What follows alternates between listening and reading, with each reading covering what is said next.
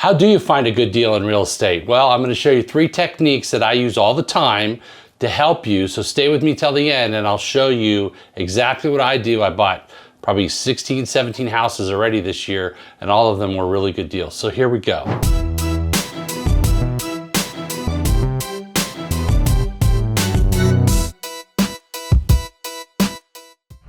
The first way to find a good deal in real estate is to go online and go to a place like Realtor.com. Pick the city that you want to find a deal in. Put in single family homes as our example, or condos, or mobile homes, or townhomes, whatever you're looking for, multifamily. Do the filters on Realtor.com and then price everything from lowest price to highest price. This is what I do all the time. I'll go online and I buy a lot of stuff in the certain counties where I buy it. I'm familiar with the market and I will look at what's the lowest price stuff.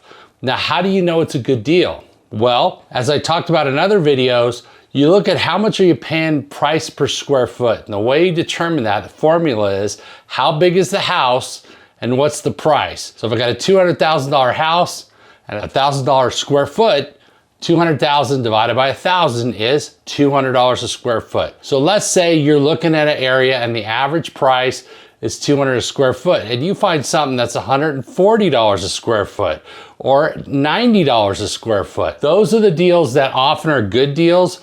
Typically they're value add, meaning that if you fix them up, you often can add value by rehabbing the home, paint, carpet, sometimes new cabinets or new counters or painting the cabinets. And so this is a way that you can find a good deal on a home.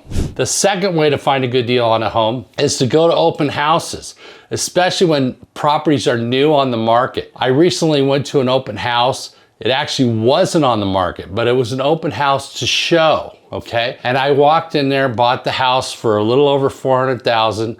I have it in contract at this moment for $570. Put a new kitchen in it, new floor, painted, did some work. So that was another way to find a good deal in real estate. Another way to find a good deal in real estate is to go to REO listed, which is real estate owned, or foreclosures. Now I talked about other videos on a number of websites to find foreclosures, but you can simply Google online listings of foreclosures. There's a number of different websites that'll show you foreclosures that are for sale, and you could go through that list and see what is available. Another way I find good deals is I'll take a whole state, say I'll pick Kentucky, okay? And I'll put on the line for Realtor.com, Kentucky. And when I look at everything in Kentucky, single family homes, for example, I'll put lowest price to highest price. And then I'll get an idea what stuff is priced at per square foot. And I'll have pictures to look at the condition. And then I have an estimate from Realtor.com, Zillow does the same thing, of what about the house is worth. And it may also show you similar listings and what those are selling for. So that gives you some financial information, pictures of the house, and what the price is. Now, how do I know it's a good deal? Well, let's say I could buy a house in Kentucky for $50,000. Now I go to Rentometer.com, okay? And I put in the address and say the house is a 3-bedroom, 2-bath. I see what other addresses or other properties in that area are renting for. And if those properties are renting for like $800 or $900, if I can get that type of rent and pay $50,000, then I know that's a good deal. Now, how do I know it's a good deal? Well, use this formula. If you're paying $50,000 for a house, you want to get at least $500 in rent, okay? So if you get $800 in rent and you're paying $500, that's a bonus, right? So that's another way to find a good deal, is to look for lower priced properties, pick them up and fix them up and rent them. Now, let's say you're not in Kentucky. All right, so I have property in Colorado. I have property in cities I've never been, like 40 units, 35 units, you know, bigger properties, right? But I put a crew together out there, or I can hire a management company to manage, and the management company often will have workers who can fix the property up for you, and you can build a portfolio in a particular area, even if you don't live there. My suggestion is you try to stay within at least an hour to 2-hour flight of where you live, or if you're driving within an hour, 2-hour drive of where you live. But sometimes, like in Vegas, I may go out and find deals, but let's say you live in Los Angeles and there's nothing that makes sense financially. There are no good deals for you that are in your price range, then go to other areas and focus on that area. Instead of buying one here and one way over here and one way, try to buy areas in similar counties, okay, or same counties in the same state.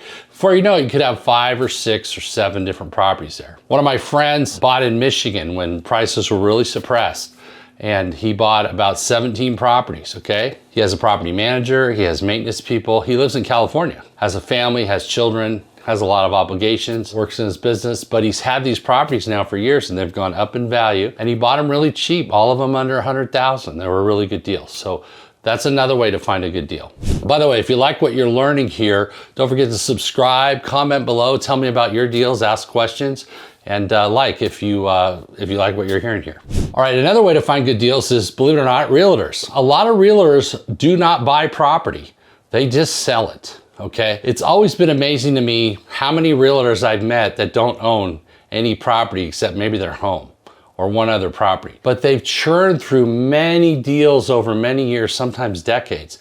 And they always look back and go, I should have bought that, I should have bought that. So one of the ways to find good deals is from realtors. Now, when you get into the groove where you're buying a lot of properties, you'll get phone calls. If they know you can finance a property and they know you can close, they will call you because why? They can potentially double end, meaning they get the listing side of the commission and they get the sales side of the commission. So they may pre-sale a listing and say, hey, are you interested?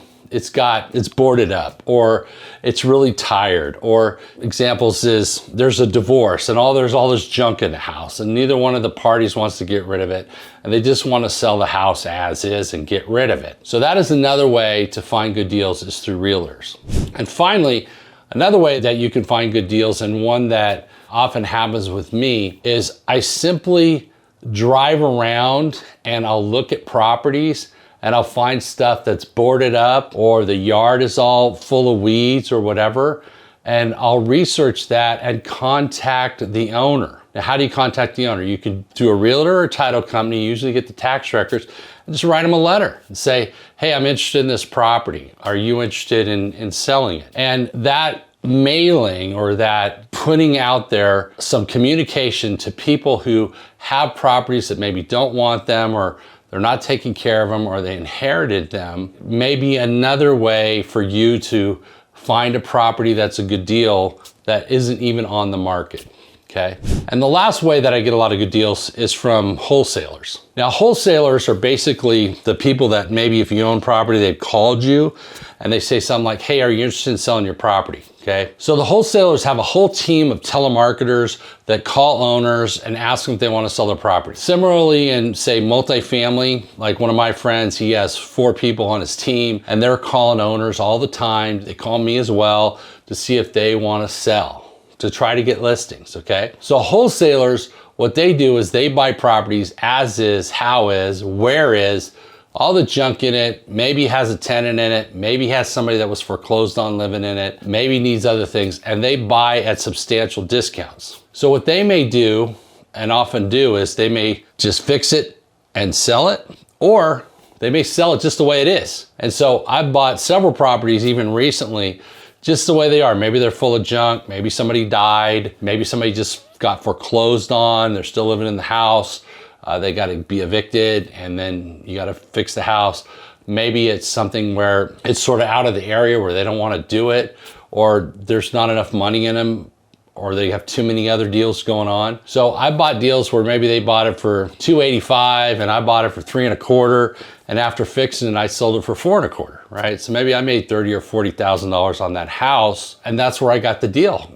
They have so many properties, they have to move them. And lastly, and I've gotten a lot of properties this way too, and just to give you an example, like I've got 3 properties in contract right now that I'm buying that are single family homes, and I have another like 3 in escrow that I'm selling, right? So I'm buying and selling on a regular basis, okay? So when you are looking to get good deals in real estate, when you get these people that are wanting to get rid of properties like wholesalers, it's good to establish a relationship with them, make sure you close, fix up the property, you can make money. And the last one I'll tell you about, where I've done a lot of properties, is from people who are flippers, meaning they flip contracts, not houses, okay? So you probably heard of or seen some of these videos or courses where people will get a property in contract and then they'll assign the contract to somebody else to buy it for a fee. I bought 3 or 4 properties like that in the last 12 months. And this is where somebody goes out and they do the research. They put the property in contract. One I bought, they had it in contract for say $365. I bought it for $375. They made $10,000 on an assignment fee.